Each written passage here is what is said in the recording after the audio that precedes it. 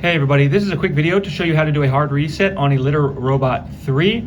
Now this is not the regular reset where you just clear all the information out that your cat used that you should do every time you change the litter, but this is actually hard resetting the device. If you're having issues with it connecting or not operating properly or anything like that, this can clear a lot of those issues out. So what we're going to do is we want to just come in and we're going to press the cycle button and just hold it for about 5 seconds.